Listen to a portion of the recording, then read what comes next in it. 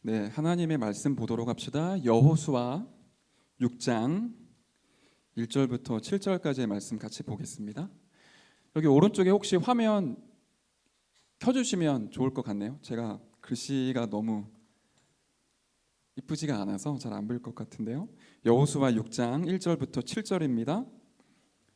같이 한 목소리로 읽도록 하겠습니다.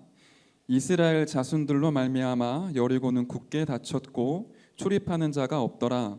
여호와께서 여호수아에게 이르시되 보라, 내가 여리고와 그 왕과 용사들을 내 손에 넘겨 주었으니 너희 모든 군사는 그 성을 둘러 성 주위를 매일 한 번씩 돌되 엿새 동안을 그리하라.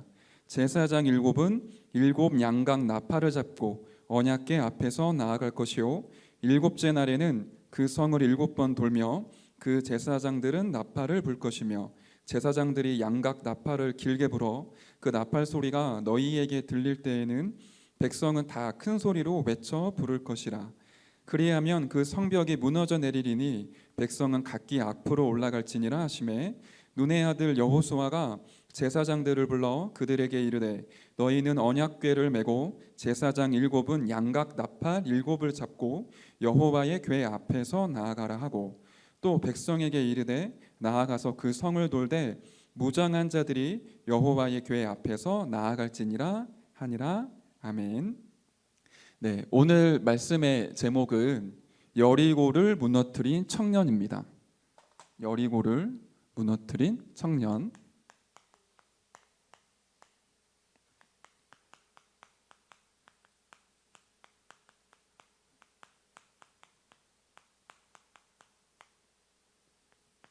여호수아 6장 1절부터 7절의 말씀이었었죠. 저와 여러분이 가지고 있는 여리고 설명할 필요가 없겠죠. 반복되어지는 문제, 해결하고 싶지만 해결되어지지 않는 여러 가지 악습, 머리로는 복음을 알고 있지만 체질이 굳어져 버려서 바뀌지 않는 그 모든 것들이 여리고이겠죠. 뿌리가 어디 있냐가 중요하겠습니다. 불신앙의 큰 산이 내 안에 있기 때문에 그 여리고가 무너지지가 않죠. 오늘 우리가 말씀의 언약을 이렇게 붙잡아야 되겠습니다. 무엇으로 우리의 여리고를 무너뜨릴 수 있겠습니까? 하나님은 저와 여러분을 남은 자로 이 시대에 부르셨죠. 남은 자가 봐야 할 부분이 있습니다. 눈이 중요하잖아요. 무엇을 보느냐가 굉장히 중요한데 하나님이 저와 여러분을 이 시대를 보는 눈을 주셨죠. 우리에게 이게 있어야 됩니다. 역사의식. 고등학교 때까지 공부하는 건 거의 다 암기 과목이에요. 역사를 공부를 해도 어떤 교훈을 우리가 얻는다라기보다 보통은 많이 암기를 하죠. 예를 들면 1592년도에 임진왜란이 터졌다. 이순신 장군과 권율 장군이 이런 전투를 벌였었다. 명량대첩, 한산도 대첩, 노량대첩 이런 것들이 있었다. 노량대첩에서 이순신 장군이 사망했다. 이런 역사적인 사실들을 주로 암기하지 않습니까? 그런데 대학교 올라가는 순간부터는 암기보다는 그 역사적 사실에 대한 가치 판단, 그걸 통한 교훈 같은 걸 얻죠. 저와 여러분이 역사의식이 있다는 건 역사를 보면서 암기를 하거나 암송을 하는 게 아니라 그 속에 굉장히 중요한 의미를 찾아내야 되는 거겠죠. 예를 들면 우리나라가 임진왜란이 터졌을 때 전쟁의 이유들이 있잖아요. 옆나라 일본은 이제 여러 가지 문물들을 받아들이고 나라가 정비가 됐었어요. 우리는 화살 쏘고 창 던지고 있을 때 일본은 조총 가지고 와서 다 쓸어버렸거든요. 그때 우리나라의 조정과 정치는 이제 완전히 분열되고 이념 싸움하고 이 왕실은 명나라에 종속되어 있고 이런 상황이었잖아요. 전쟁이 터질 수밖에 없죠. 그런 부분들을 보는 걸 역사의식이라고 얘기를 합니다. 시대를 우리가 그렇게 봐야 되겠죠. 복음의 흐름, 하나님은 복음을 회복시키시지만 교회가 부흥되면 다시 복음을 놓치고 이 복음이 변질되고 저주와 재앙과 심판이 이 땅 가운데 임하게 돼요. 복음의 흐름을 볼 수 있는 눈이 남은 자에게 있어야 됩니다. 왜 그렇죠?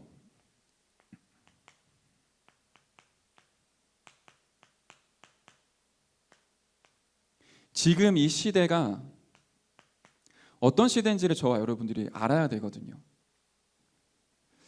성경 속에 있었던 네피림 운동이 다시 일어나고 있잖아요. 3단체를 통해 흑암 문화가 세상을 덮어버렸어요. 바벨탑 운동이 다시 일어나고 있습니다. 제2의 네피림, 제2의 바벨탑 운동이 일어나서 수많은 사람들에게 흑암 문화가 이 사람들을 노예로 잡고 끌고 가고 있죠. 그 시대의 교회는 변질되고 타락하고 또다시 복음이 사라지고 있잖아요. 그 눈을 가지고 지금의 세계 현장을 한번 보는 거예요. 지금의 세계 현장은 어떻죠? 제가 밑에 칸이 없을까 봐 쓰지는 않을게요. 세 단체가 세상을 움직이고 있잖아요. 프리메이슨은 강대국들을, 한 국가를 쥐고 움직이고 있고요. 뉴에이지는 음악, 영화, 문화를 장악했습니다. 여러분들이 알고 계시겠지만 디즈니, 마블, DC 이런 여러 가지 회사들 그리고 많은 문화 단체들이 사실상 뉴에이지 사상과 흐름을 그대로 따라가고 있죠. 그러는 가운데 유대인들은 경제를 장악했고 그 모든 경제가 뉴에이지와 프리메이슨이 활동하는 쪽으로 흘러가고 있습니다. 막을 수가 없는 거죠. 그러면서 이 시대의 흐름들이 어디로 가죠? 기운동, 명상운동으로 가요. 여러분들이 오늘 밤에 예배 끝나면 유튜브로 검색을 한번 해보세요. 제가 쓰고 지울 테니까 초월 명상 꼭 한번 여러분 검색을 해보세요. 책 중에 세계의 엘리트는 왜 명상을 하는가라는 책이 있습니다. 거기에 나오면 소함 명상이라는 게 있어요. 소함이라고도 하고 만트라라고도 하는데 검색을 한번 해보십시오. 이 명상하는 사람들이 지금 문화를 가지고 어떻게 세상을 움직이고 있는지 굉장히 잘 나와 있고요. 유튜브를 찾아가시면 그 명상에 대한 내용들 굉장히 많이 나와 있습니다. 세계 유명인들이 거의 다 명상을 하고 있죠. 네, 뿐만 아니라 명상하는 사람들이 뭐라고까지 얘기를 하냐면 시간과 공간을 초월하는 의식의 확장을 할 수 있다. 미래를 가본 적이 없는데 10년 후에 나를 만날 수 있다. 이런 것까지 얘기를 해요. 교회는 복음을 놓치고 분쟁하고 있을 때 3단체와 4단은 모든 걸 장악을 했습니다. 거기에 결과가 나오잖아요. 영적인 세계를 모르기 때문에 명상 실컷 하고요. 행복하고 평안하고 너무 좋다고 얘기를 하는데 막상 하고 나니까 보이지 않는 어떤 존재가 내 영을 사로잡기 시작을 하는 거예요. 정신 문제가 급증하게 되죠. 지금 전 세계의 흐름이 그렇습니다. 미디어와 과학은 발전하는데 정신병은 급증하죠. 강대국들도 마약 중독, 알코올 중독, 약물 중독을 막을 수가 없어요. 우리나라의 가수들이 프로포폴 중독 때문에 굉장히 이슈들이 많았죠. 그런데 이게 일반 사람들에게까지 많이 퍼져가 있는 거 아십니까? 요 근래에 마약 굉장히 많은 양이 세간에서 이제 발각이 돼서 시끄러웠었는데 사실 그거는 빙산의 일각이라고 얘기를 하더라고요. 우리나라가 굉장히 마약을 유통하는데 굉장히 많은 역할을 한다고 해요. 우리 가까이 와 있거든요. 그런 가운데 가정들 전부 다 깨어졌고요. 그 상처 때문에 많은 사람들이 정신 문제에 시달리고 있습니다. 자살과 이 중독의 문제를 해결할 수가 없어요. 정신과 의사가 많아지고 정신과 병원은 많아지는데 희한하게 의사가 많아지면 병이 줄어야 되지 않습니까? 정신병이 줄지를 않아요. 이 정신병의 그 퍼센테이지가 점점 연령이 낮아지고 있다는 사실. 어린아이들이 자살하는 거 요즘은 심심치 않게 벌어지고 있거든요. 전 세계에 이런 일들이 벌어지는데 막을 수가 없죠. 거기에 하나님의 계획이 이제 무엇이냐는 겁니다. 그래서 남은 자를 하나님이 준비하셨죠. 렘넌트가 이 시대의 하나님의 계획이지 않습니까? 복음 운동을 지속해서 재앙막을 한 사람. 임마누엘 서울교회 청년국 우리 파수꾼 여러분들이 그런 부분에 자부심이 있으셨으면 좋겠어요. 여러분들이 세상을 이끌 리더들입니다. 진짜로 시대를 치유할 영적인 파수꾼입니다. 내가 누군지부터 알아야 여리고를 무너뜨릴 수 있죠. 왜 여리고를 무너뜨려야 되는지에 대한 이유를 가진 자니까. 하나님이 남은 자에게 많은 축복들을 주셨어요. 그 중에 세 가지의 축복이 있죠. 세 가지 초월, 보좌의 축복, 시공간 초월, 237의 빛의 축복이 나의 것입니다. 세상 사람들은, 불신자들은, 그리고 명상과 이 기운동하는 3단체들은 네 안에 잠자고 있는 거인을 깨워라. 네 안에 무궁무진한 잠재력이 있으니까 그걸 개발시켜라 라고 얘기를 하지만 그렇지 않죠.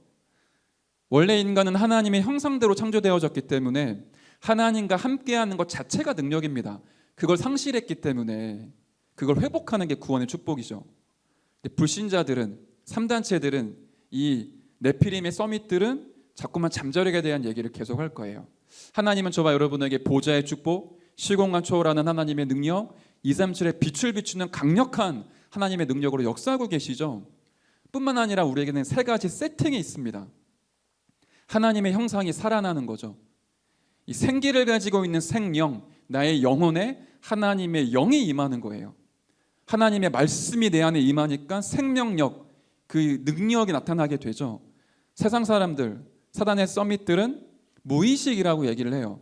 보이지 않는 무의식의 세계 속에 무언가 담겼을 때 어떤 일이 벌어진다라고 하지만 하나님의 자녀인 우리들에게는 하나님의 형상, 생기, 생명력 이런 부분들이 영적인 상태 속에 계속 세팅되어져 가다가 쌓이고 영적 서밋으로 올라서게 되는 거죠.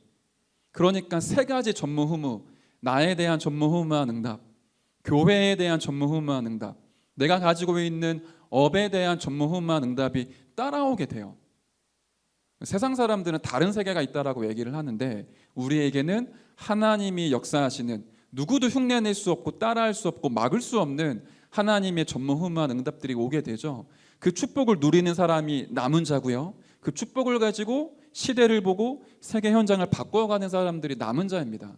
저와 여러분이 연약할 수 있지만 남은 자라는 그 정체성은 변하지 않습니다. 때때로 우리의 체질 때문에 마음이 아플 수도 있어요. 안 되어지는 문제 때문에 낙심할 수도 있습니다. 그렇지만 내가 남은 자 렘넌트라는 영적 사실은 바뀌지 않죠. 그 확신 가지고 여리고 앞에 서는 겁니다.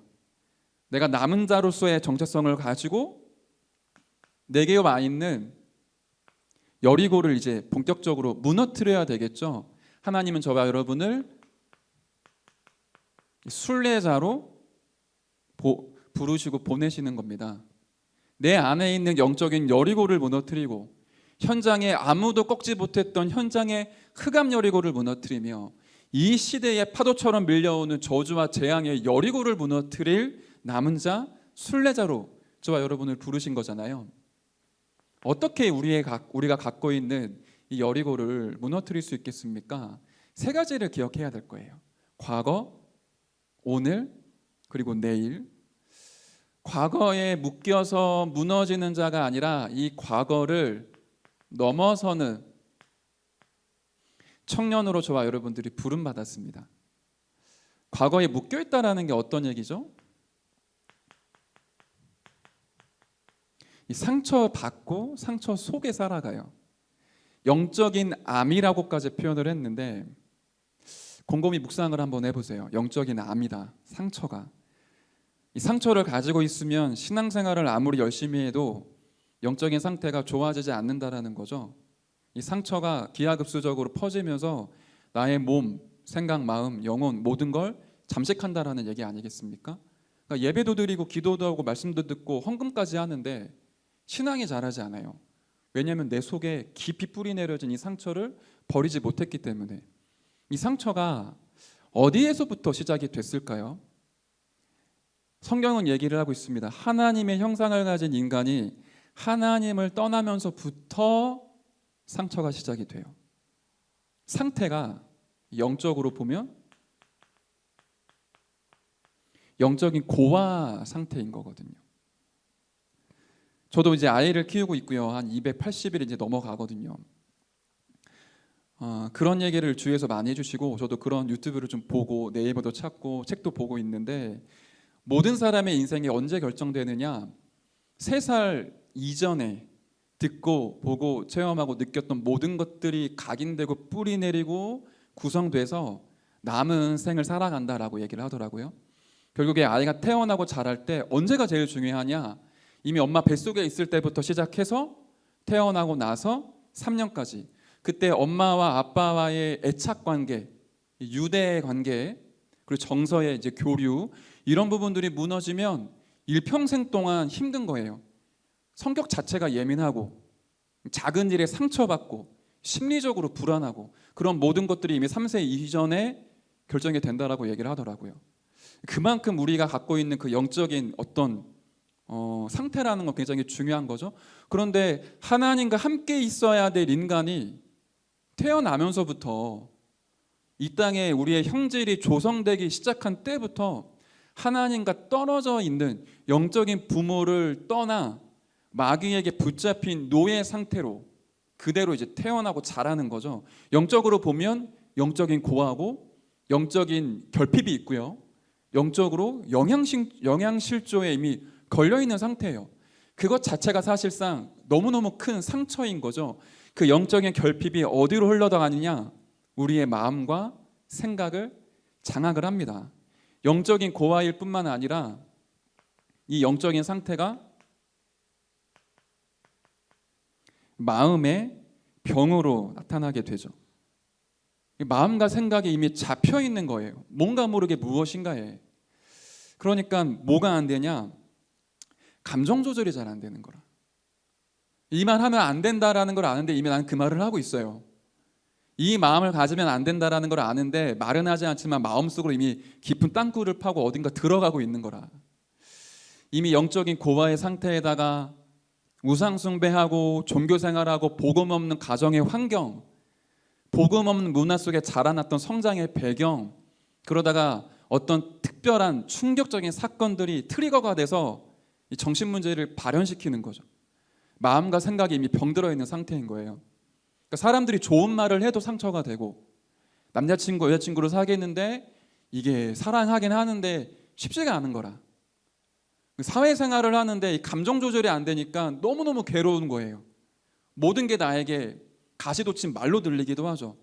숨긴다고 숨기는데 표정은 숨길 수 있지만 영적인 상태가 숨겨지지가 않잖아요. 그렇게 우리가 인생을 지금 살아왔고 여리고를 무너뜨리지 않으면 그런 인생을 살아가게 됩니다. 유튜브에 보면 TVN 채널에서 한 몇 년 전인가요? 1년 전인가? 조현병 실험을 한 적이 있었어요. 일반인 8명을 데리고 와서 조현병 환자들이 겪고 있는 걸 똑같이 겪게 해주는 거예요. 일반인인데 헤드폰에 사람 음성이 들리는 거죠. 죽어, 자살해, 막 이런 얘기들이. 그거를 24 계속 틀어놓고 실험을 한 겁니다. 몇 월, 며칠, 몇 시까지 어느 장소에서 만나자 이 문구를 보여주고 핸드폰을 준 다음에 이 전화번호로 이 문구를 입력을 한번 해보세요. 네, 문구를 이제 보고 암송을 했어요. 그리고는 귀에다가 나가 죽어, 너는 죽을 놈이야, 빨리 자살해야 돼, 뭐 사랑해, 힘들어, 이런 단어들이 계속 반복적으로 들린 상태에서 이제 문자를 보내는데 8명 중에 완벽하게 쓴 사람 3명이었고 5명은 전부 다 내용이 틀렸어요. 그 중에 한 사람은 그 음성에 들리는 대로 썼더라고, 문자를. 쉽지가 않은 거예요. 그게 어디서부터 시작이 되느냐? 영적인 상태가 이미 고아 상태인 거고 마음과 생각이 병들어 있는 거라. 그러니까 복음 들을 때는 힘나고 좋은데 혼자 있을 때 그 체질되어져 있는 상처 속에 딱 형성된 생각으로 끌려가잖아요. 하나님은 그거를 이제 치유하기를 원하시는 겁니다. 이게 어디까지 흘러가냐면 이런 상태가 되니까 아예 삶 자체가 무너지죠. 생활도 잘 안 되고 뭐 신앙이 안 자라는 거 말할 것도 없고 너무너무 힘든 거예요.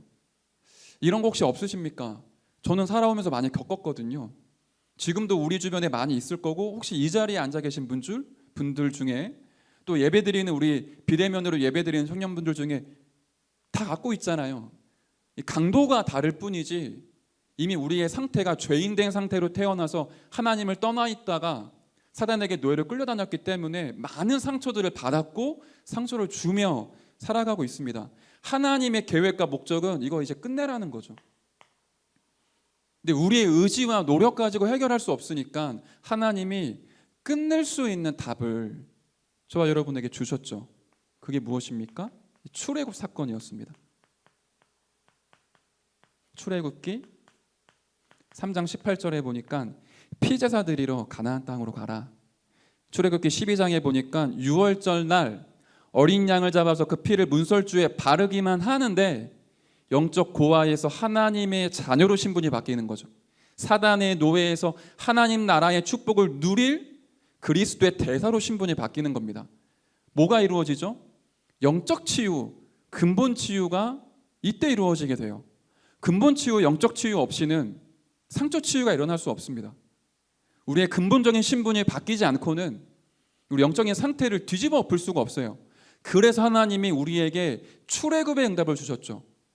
창세기 3장 15절, 여자의 후손 대신 그리스도가 이 땅에 오셔서 너에게 상처를 주고 상처 가운데 인생을 멸망 가운데 끌고 가고 있는 뱀의 머리, 사탄의 머리를 박살내시겠다라고 약속하신 겁니다.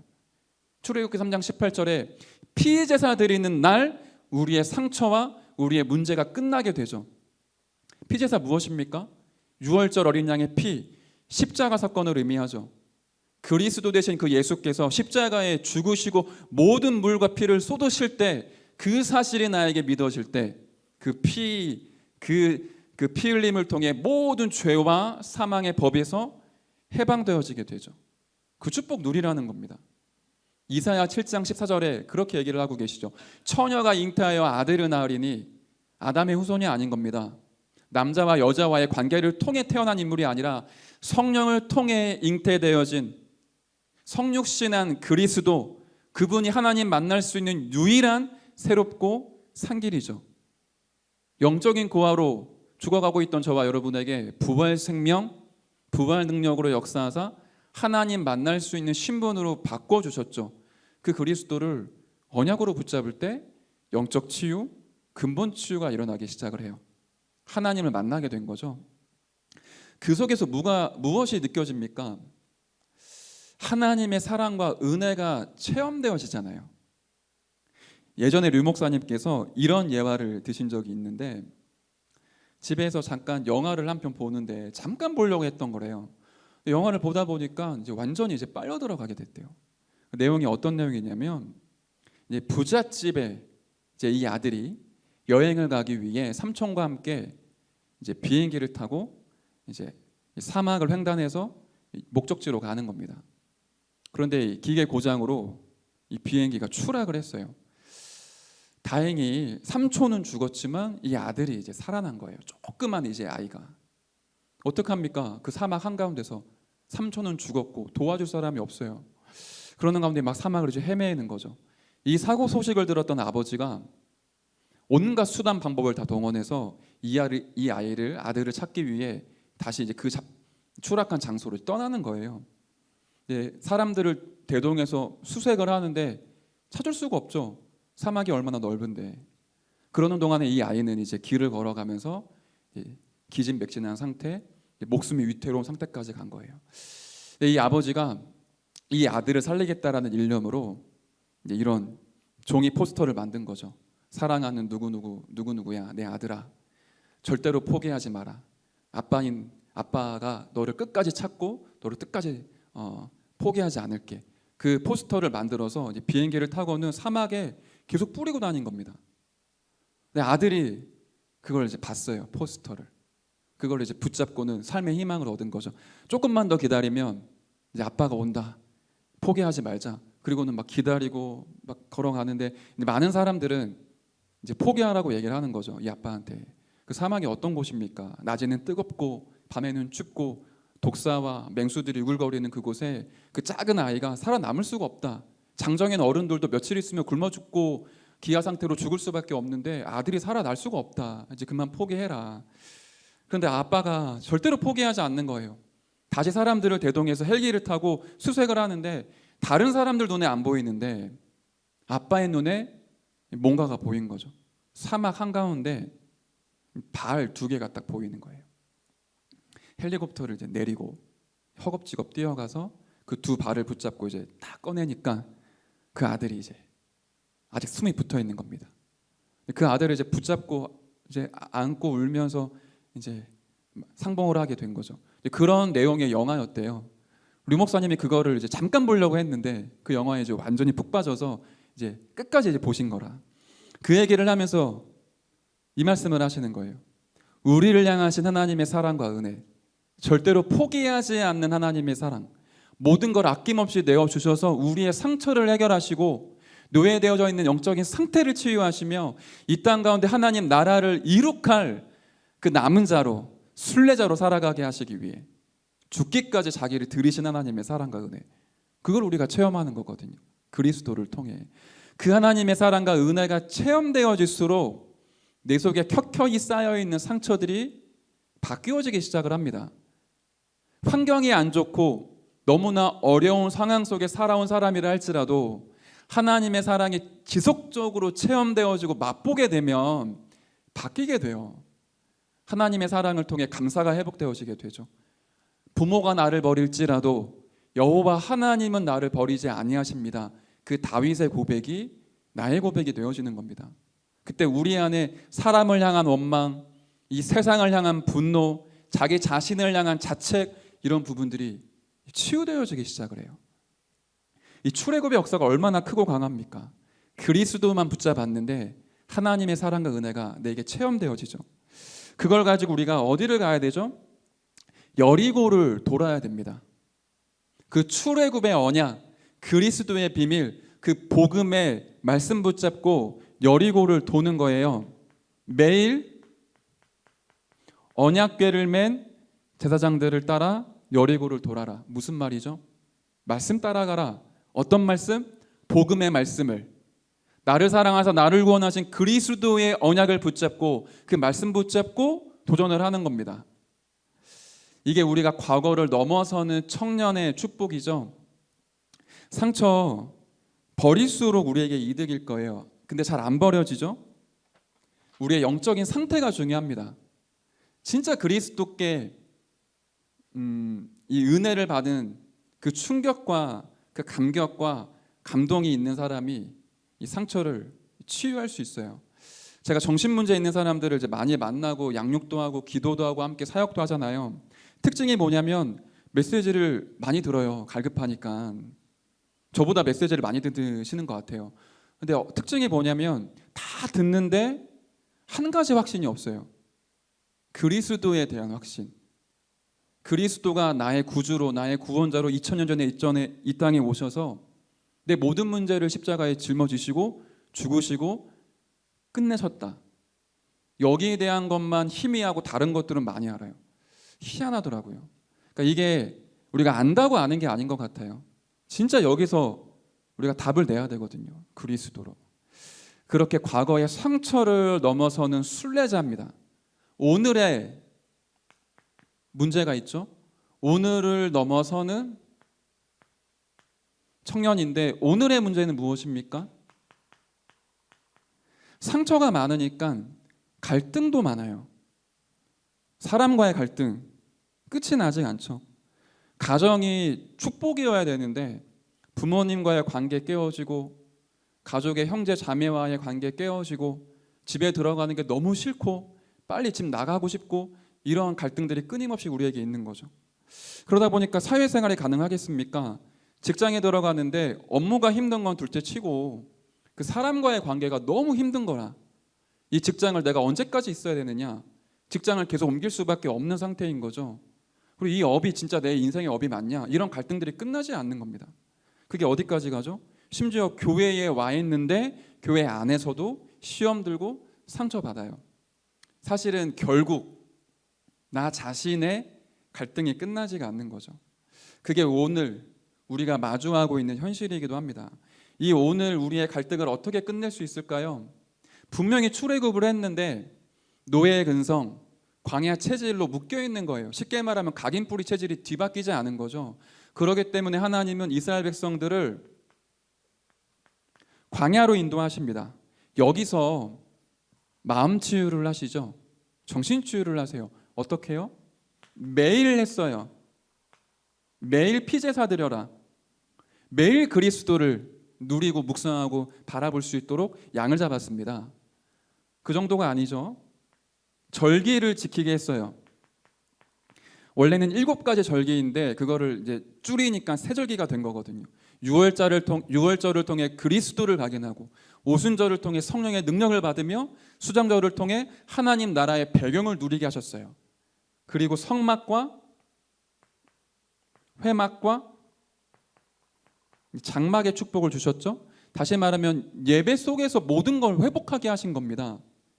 그래서 여러분이 처해 있는 그 집, 직장, 그곳이 성막, 회막, 장막이 될수록 이 갈등들이 해소되기 시작할 겁니다. 이거를 다시 이렇게 얘기를 해볼게요. 이러한 영적 시스템 속에 노예 근성, 광야 체질을 전부 다 깨트리신 거죠. 사람과의 관계에서 우리가 어떻게 사람들을 살릴 수 있겠습니까? 인격 가지고는 안 되잖아요. 우리의 수준 가지고 사람들 도울 수 없잖아요. 그래서 하나님이 우리에게 기도 24의 축복을 주셨죠. 모든 순간마다 하나님을 바라보는 기도를 끝내지 않는 겁니다. 이렇게 여러분에게 부탁드리고 싶어요. 여러분의 아침과 밤을 살려라. 24 하기 전에 정시기도부터 시작을 하시면 좋겠습니다. 아침에 눈 뜨자마자 밤에 눈 감고 잠들기 이전에 고요한 시간을 가져보세요. 하나님의 보좌 앞에 내가 딱 서 있는 겁니다.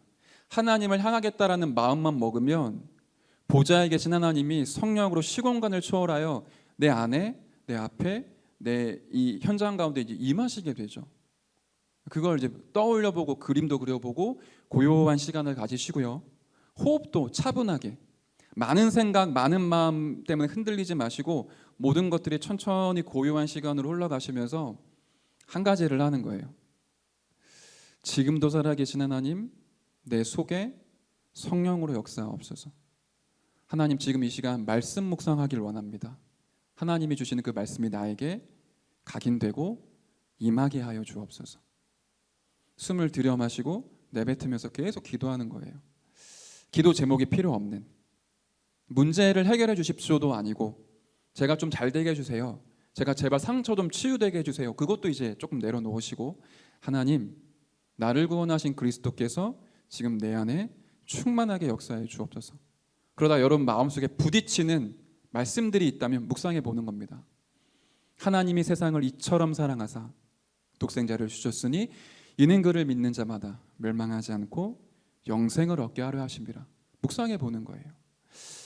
내가 문 밖에 서서 두드리노니 누구든지 내 음성을 듣고 마음의 문을 열면 내가 그에게로 들어가 그와 더불어 먹고 그는 나와 더불어 먹으리라. 여호와는 나의 목자시니 내가 부족함이 없습니다. 나의 힘이 되신 여호와여, 내가 주를 사랑합니다. 기도가 안 되시는 분들은, 고요한 시간이 어려우신 분들은 입술로 얘기를 하세요. 선포를 하세요. 내가 도저히 기도가 안 된다. 다윗처럼 얘기하는 겁니다. 내 영혼아 여호와를 바라보라. 내 속에 있는 것들아 여호와를 찬양하라. 입으로 말하세요. 기도가 안 되시는 분들은 소리 내서 기도하는 게 내 귀에 들릴 수 있도록. 조금 마음이 안정되신 분들은 차분하게 호흡을 하면서 여러분 마음과 생각에 떠오르는 말씀들을 지속적으로 읊조리고 묵상하고 생각해 보세요. 그러다가 여러분 마음에 뭔가 차분해지고 힘이 나고 은혜가 되면 그 주간에 있었던 강단 말씀 떠올려 보는 겁니다. 하나님, 내게 무너지지 않았던 여리고가 무너질 만큼, 여리고가 무너지는 게 상관이 없어지는 기도 24 속으로 나를 인도하여 주옵소서. 내게 준비하신 전무후무한 응답, 내 힘으로 찾을 수가 없습니다. 말씀 24, 기도 24, 전도 24 속에서 하나님 발견하게 하여 주옵소서. 강단 말씀 그 붙잡은 걸 가지고 기도하는 겁니다. 그거를 아침에 눈 떴을 때, 밤에 눈 감고 주무시기 전에 한 번씩만 해보시는 거예요. 그리고는 남은 시간 있잖아요. 남은 시간, 여러분이 생활하는 모든 시간에 의식을 하세요. 뭘 의식하냐면, 호흡하는 것을 의식을 하세요. 숨을 들여 마시는 걸 들숨이라고 하죠. 숨을 내뱉는 걸 날숨이라고 얘기를 합니다. 호흡을 의식하게 되면 들여 마시는 것부터 하는 게 아니라 내뱉는 것부터 하는 게 좋아요. 내 안에 있는 독소들을 이제 배출하는 거거든요.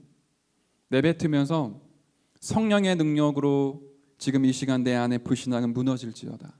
성령의 능력으로 이 현장 가운데 누구누구에게 하나님의 나라가 임하게 하옵소서. 성령의 능력으로 이 사람을 축복하여 주옵소서. 이 사건 가운데 주님이 주인 되어 주옵소서. 숨을 들여 마실 때는 지금도 살아계신 보좌에 계신 하나님께서 지금 내 안에 내 생각과 마음과 영혼, 보고 듣고 느끼고 체험하고 말하는 모든 것 가운데 주의 성령으로 충만케 역사해 주옵소서. 그렇게 들숨과 날숨을 의식하세요. 지금 해보세요. 숨을 내뱉을 때 성령의 능력으로 여기 있는 모든 사람을 축복하옵소서. 들어 마실 때 성령으로 나에게 충만하게 역사하옵소서. 다시 내뱉을 때 여리고가 무너지게 하옵소서. 들여 마실 때 기도 24 속에 성령 충만함 주옵소서. 계속 의식하시고 그게 완전히 나에게 체질이 될 만큼 여러분의 모든 삶이 기도가 되는 삶으로 만들어가는 겁니다. 그럴 때 여러분이 예배를 드렸다. 화요일날 목요일날 지교회 예배를 드린다. 다락방을 한다. 누군가 만나서 포럼을 한다. 굉장한 하나님의 은혜와 능력을 체험하게 됩니다. 근데 이런 거 아무것도 없이 상처를 치유하려고 몸부림치니까 어렵고요. 갈등을 끝내려고 하니까 내 인격 가지고 견뎌야 되잖아요. 영적인 게 바뀌지 않고는 우리의 삶과 육신적인 부분에 변화가 있을 수가 없습니다. 출애굽의 그리스도의 비밀을 통해 우리의 영적인 근본의 치유가 이루어지게 되고요. 기도 24라는 영적 시스템을 통해 마음과 정신이 치유되어지죠. 그래서 성경은 이렇게 얘기를 하잖아요. 아무것도 염려하지 마라. 염려가 되는데 어떻게 염려를 안 합니까? 그 뒤에 중요한 내용이 있죠. 모든 일에 기도와 간구를 하되 감사함으로 하나님께 아뢰라. 모든 것을 기도로 연결하는 겁니다. 그리하면 그리스도 예수 안에 있는 하나님의 평강이 너희의 마음과 생각을 지키시리라. 답입니다. 근데 우리가 다 하는데 기도의 중요성을 모르기 때문에 기도를 도전하지 않고 기도의 맛을 체험하지 못했어요. 그러니까 복음도 알고 근본 치유도 됐는데 기도 24 속에 하나님을 누리는 맛을 못 보면 이 노예 근성과 광야 체질이 안 바뀌는 거죠. 이거에 우리가 한번 이제 도전을 할 시간표가 왔습니다. 오늘의 갈등을 넘어서는 청년으로 저와 여러분들이 일어나야 되겠죠. 그러면 미래가 있잖아요. 내일도 우리는 넘어서야 됩니다. 내일을 넘어서는 청년들의 축복을 누려야 되겠죠. 미래에 대한 우리의 문제는 무엇이죠? 안 하려고 하는데 불안이라는 게 우리에게 체질이 되어 있잖아요. 나에 대한 확신이 없는 겁니다, 사실. 신앙생활에 중요한 은혜를 받고 힘을 얻으면 하나님이 나에게 이렇게 역사하고 계시겠구나, 나를 이렇게 인도하시겠다라는 확신이 있는데 일단 그게 없죠. 점쟁이들보다 사실은 못한 거예요. 그러다 보니까 미래에 대해서 두려워지잖아요. 그것과 관계되어져 있는 부분이 경제이기도 하고요. 불안할 수밖에 없는 상태인 거죠. 그러니까 왜 그럴 수밖에 없냐면 상처에 머물러 있고 오늘의 갈등 해결이 안 되니까 안 되는 것으로 경험을 했습니다. 쉽게 말하면 작은 실패들이 내 안에, 내 인생 가운데 쌓여져 왔었죠.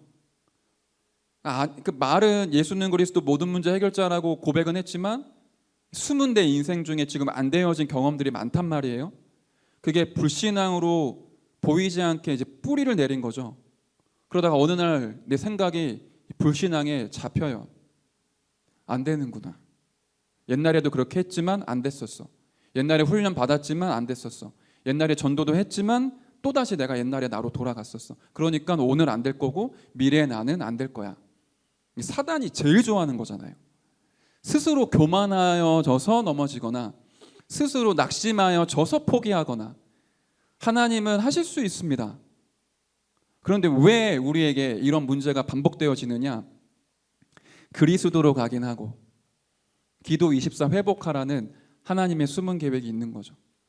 진짜 하나님의 능력을 체험할 수 있도록 가짜가 아니라 진짜가 되라는 거예요. 흉내내는 사람이 아니라 증인으로 일어서라는 거겠죠. 저와 여러분이 기도 24 속에 말씀에 사로잡히는 청년들로 일어나실 줄 믿습니다. 불안을 이제 끝내야 되겠습니다. 우리의 여리고, 이 불안이라는 여리고를 넘어뜨려야 되겠죠. 그래서 하나님이 주신 답은 가나안 정복이었죠. 쉽게 말하면 우리의 삶을 이제 치유하는 겁니다. 우리의 환경과 우리의 현장을 치유하는 겁니다. 안 좋은 가정의 환경, 너무너무 힘든 불신 직장 현장, 이러한 모든 부분들의 여리고를 말씀 24, 기도 24, 증인 24로 넘어서는 거예요. 눈에 안 보이는 나의 영적인 여리고가 무너지면 현장의 여리고가 깨어지게 되어 있습니다. 3년 전에 우리 청년국 안동 캠프 주제가 이 본문이었었어요. 흑암의 여리고를 무너뜨려라. 그때 많은 응답들이 있었지만 제 마음속에 남아 있고요.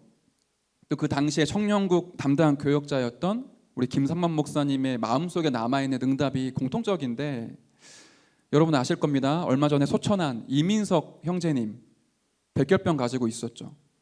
20대 중반에 백혈병에 걸려서 30대 중반에 이제 완치가 된 거예요. 그리고는 이제 청년국 이제 흐름에 인도를 받다가 캠프로 참여하고 싶은데 완치는 됐지만 컨디션에 따라 재발할 수 있잖아요. 쉽지가 않은 거예요. 캠프를 가려면은 멀리 이동해야 되고 식단 조절하기 힘들고 잠 많이 못 자고 청년들과 함께 돌아다녀야 되니까 피곤하고. 예비 캠프를 가면서 이 형제님이 뭔가를 보신 거예요. 아, 하나님이 나를 지금 흑암의 여력을 무너뜨리라는 내 환경에, 이 상황에, 상태에 이런 여리고를 무너뜨리길 진짜로 원하시는구나. 새롭게 도전을 해야겠다. 그리고는 2박 3일의 본캠프 기간을 신청을 하시더라고요. 예비 캠프만 간 게 아니라 본캠프로 도전을 했고, 그 속에서 청년들과 똑같이 식사하고 똑같이 현장 뛰고 똑같이 잠 못 자고 그러는데 2박 3일을 이제 거쳐온 거예요. 순간순간 컨디션 떨어지고 이제 몸이 좀 힘들고 이런 시간표가 있었죠. 마지막 날 이제 그런 은혜와 응답들 체험한 거를 포럼을 이제 한 겁니다. 카톡을 통해서. 쉽지 않거든요. 저도 우리 부모님이 투병 생활을 오래 하셨기 때문에 병원 생활을 좀 알아요. 항암 치료 굉장히 어렵습니다. 그리고 병원에 오래 계신 분들은 그 병원 생활이 얼마나 고통스럽다라는 걸 알고 있거든요. 그 재발에 대한 불안함, 염려 왜 없겠습니까? 내가 이렇게 무리하면 이거 혹시 재발할 수도 있다. 그런 사례들을 많이 보셨기 때문에 알잖아요. 완전히 하나님께 맡기고 그 시간표 속에 하나님이 주신 중요한 언약을 진짜로 붙잡으니까 자기 인생 가운데 이것만큼은 안 돼라고 생각했던 흑암의 여리고가 무너진 거예요. 그 해에 추석 때 있었던 해외 캠프를 참여하시더라고. 그 다음 연도에 인도네시아 캠프를 같이 갔었어요. 인도네시아 여러분들이 아시겠지만 굉장히 고온다습한 나라예요. 일반적인 사람도 한두 시간 걸어 다니면 너무 힘들거든요. 체력적으로. 그 성교 캠프라는 게 쉽습니까? 7시간 비행기 타고 가서 거의 시차 적응해야 되고 그 땡볕과 습도 많은 곳에서 전도 캠프 해야 되고 쉽지가 않은데 나중에 해외 성교 캠프까지 같이 따라 붙더라고요. 자기 인생 가운데 도저히 넘을 수 없었던 여리고가 한번 깨어지게 되니까 그 다음부터는 하나님의 은혜 가운데 계속 새로운 도전을 이어가더라고요. 여러분에게 어떤 여리고가 있으십니까? 하나님의 목적은 그 여리고를 무너뜨리고 가나안 땅을 정복하기를 원하세요. 내 안에 내 인생 가운데 흑암의 여리고를 무너뜨리고 이제 우리의 직장, 가정, 그리고 우리의 모든 지역 현장, 교회 사역 현장, 그곳에 역사하는 흑암의 여리고를 완전히 무너뜨리는 겁니다.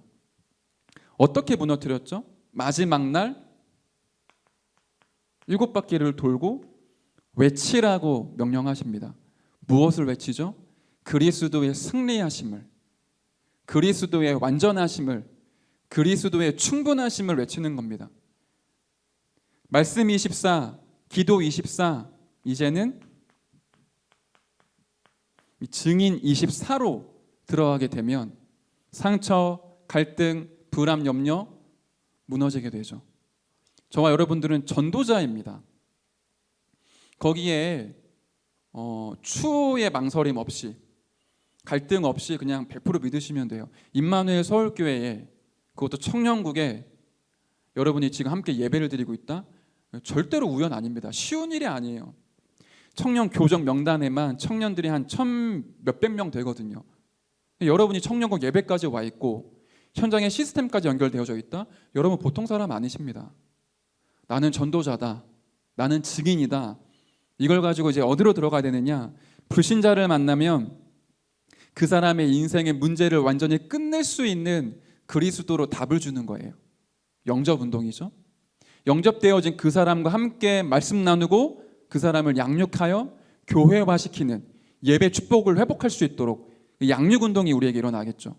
교회 안에 잠자고 있고 무너져 있고 엎드러져 있는 사람들을 깨우고 일으켜서 이 사람들에게 눈을 열어주고 사명 심어서 현장에 그리스도의 증인으로 세우는 제자 운동, 그걸 통해 현장에 무너지지 않는 말씀 운동의 시스템을 세우는 말씀 운동, 기도 운동, 전도 운동, 여기에 저와 여러분들이 주역입니다. 여기까지 가게 되면 이 영적 치유, 마음 치유, 삶의 치유, 환경과 현장을 치유하는 하나님의 역사와 응답들을 맛보고 누리게 되죠. 크게의 여리고를 완전히 무너뜨리게 되는 거예요. 그래서 말씀 붙잡고 실제로 우리 실천을 합시다.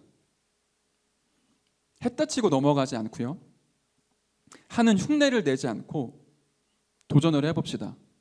하나님이 실제로 살아계셔서 역사하시는지 기도 24 속에서 확인을 해봅시다. 하나님 반드시 중요한 응답과 축복을 확인하게 하시고 체험하게 하실 거예요. 마지막 이제 결론이에요. 메시지 흐름 보면 딱 나오지 않나요? 남은 자, 순례자, 그러면 정복자죠. 앞 글자만 따서 여러분 기억하세요. 남순정. 다락방이 이제 요즘에 새로운 용어로 또 등극을 했던데, 남을 자, 순례자, 정복자. 무엇을 정복해야 되겠습니까? 하나님이 저와 여러분에게 주신 복음을 통해 다른 것보다 나를 정복해야 됩니다. 창세기 1장 27절에 보세요. 하나님이 하나님의 형상을 주시죠. 그리고 28절에 권세를 주시는데 생육하고 번성하여 땅에 충만하라, 땅을 정복하라. 그 정복이라는 건 내 인생도 포함되어져 있습니다. 복음으로 내 인생을 정복하지 않으면 사단에게 정복당하게 되죠. 내 인생 정복하지 못하니까 자살로 생을 마감하게 돼요. 복음으로 내 인생이 정복당해야 되겠습니다. 그렇게 올바른 정복을 시작하는 사람이 어디를 가죠? 완전히 불신 현장을 누리는 거예요. 우리의 직장, 가정의 불신 현장을 복음의 능력으로 정복하는 것. 그 세상 나라의 사단의 나라가 정복을 하고 있는 그곳에 하나님의 나라가 임하게 하는 거죠. 우리가 오늘 읽었습니다. 여호수아 6장 1절부터 7절에 이제 이 현장의 여리고를 무너뜨리고 불신 현장을 복음으로 정복하고 누려라.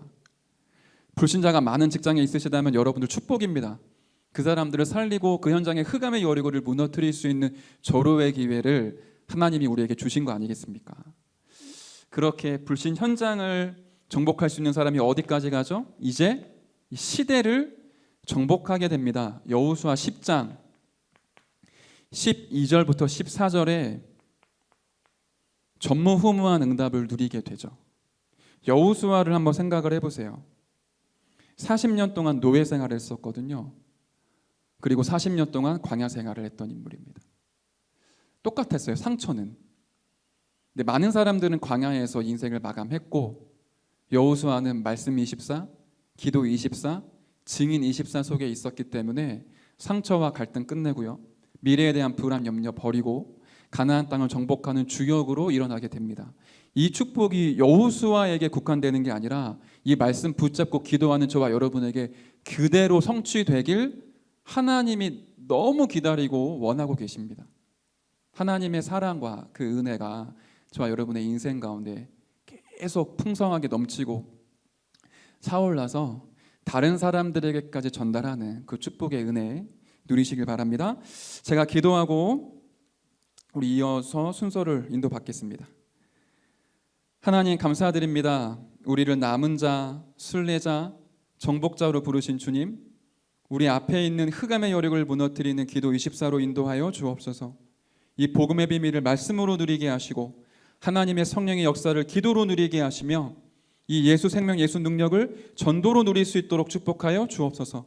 우리 마음과 생각의 상처, 갈등, 불안과 염려가 오늘 그리스도 예수 이름 앞에 완전히 무너지는 하나님의 나라가 임하게 하여 주옵소서. 감사를 드리며 살아계신 예수 그리스도의 이름으로 기도드렸습니다. 아멘. 네, 내가 너와 함께 하리라 우리 찬양하시면서 준비하신 예물 하나님께 드리겠습니다.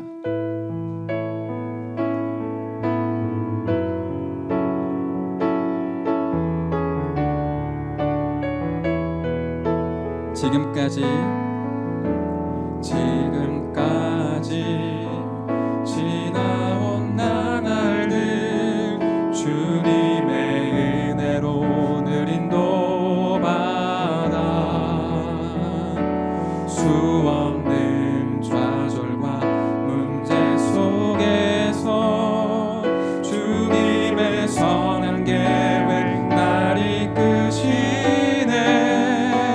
신실하신 예수님 내게 말씀하시네. 내가 너와 함께 하리라. 강하고 담대하라 자녀여. 내가 세상을 이기 얻노라. 주의 말씀 언약 따라 성령의 인도 따르며 주의 말씀 순종하여 믿음으로 이 세상을 이기리. 지금까지 지나온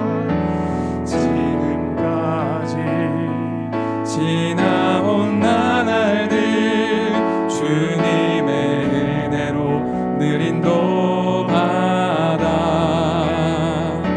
수없는 좌절과 문제 속에서 주님의 선한 계획 날 이끄시네.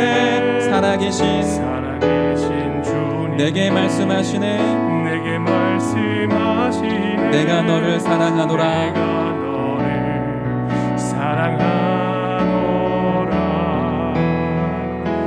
평안을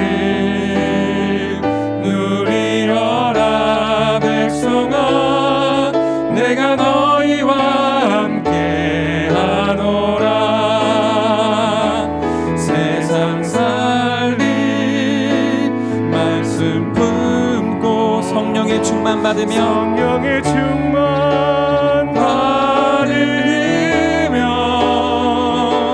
나의 약한 무릎 꿇어 기도하며 현장에서 승리하리라. 아멘. 네, 우리 엄지훈 회장님 나오셔서 광고해 주시겠습니다. 마이크 이거 쓰셔도 될 것 같은데.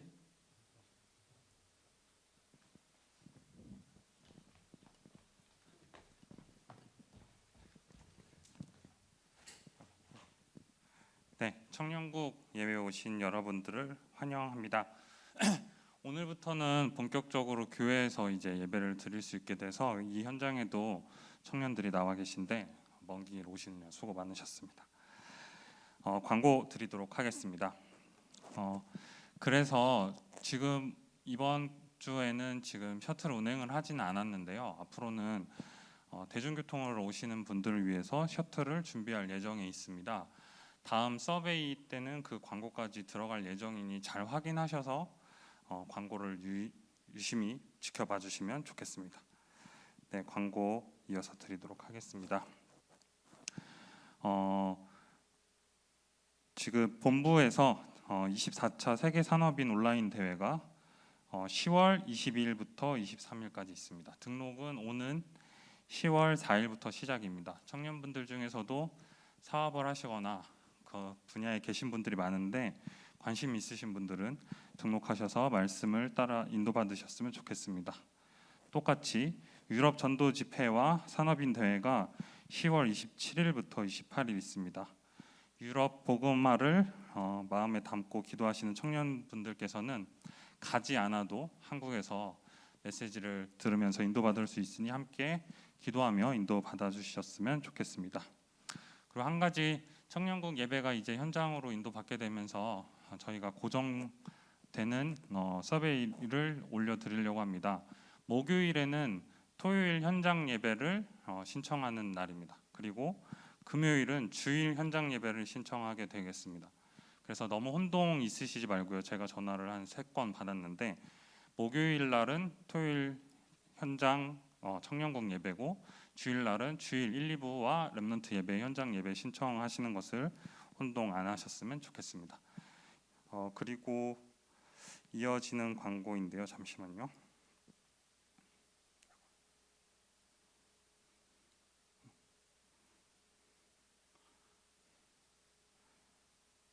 죄송합니다.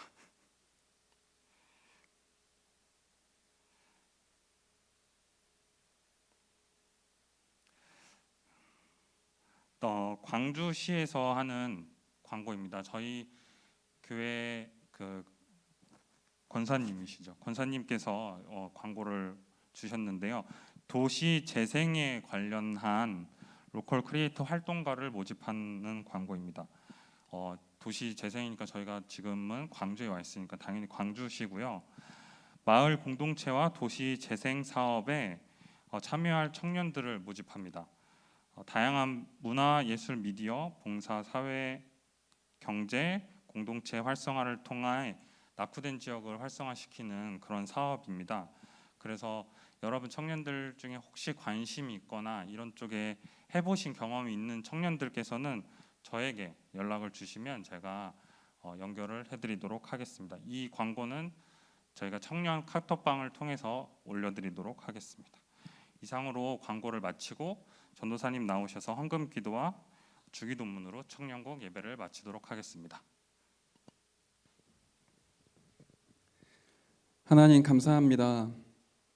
우리가 무엇이 간데 주님께 드릴 힘이 있었습니까? 우리에게 주신 것으로 주님께 드리게 하시니 진심으로 감사를 드립니다. 남은 자, 순례자, 정복자 여정을 걸어가며 세계복음화를 위해 우리의 모든 것을 아낌없이 드릴 수 있는 은혜와 힘을 날마다 공급하여 주옵소서. 예물을 드린 모든 손길 위에 하나님의 나라가 임하게 하시며 빛의 경제가 임하게 하셔서 세계복음화의 여정 걸어가도록 하나님의 능력과 힘으로 함께하여 주옵소서. 함께 예배드리는 모든 청년들의 가정과 직장과 또 사역 위에 그들의 모든 업 위에 하나님의 나라가 임하게 하시며 이들이 진짜로 일어나서 교회를 살리고 시대를 살리며 현장을 치유할 237 치유 서밋의 주역이 되도록 축복하여 주옵소서. 감사를 드리며 살아계신 예수 그리스도의 이름으로 기도드렸습니다. 아멘. 하늘에 계신 우리 아버지여, 이름이 거룩히 여김을 받으시오며 나라에 임하옵시며 뜻이 하늘에서 이루어진 것 같이 땅에서도 이루어지이다. 오늘날 우리에게 일용할 양식을 주옵시고 우리가 우리에게 죄 지은 자를 사하여 준 것 같이 우리의 죄를 사하여 주옵시고 우리를 시험에 들게 하지 마옵시며 다만 악에서 구하옵소서. 대개 나라와 권세와 영광이 아버지께 영원히 있사옵나이다. 아멘.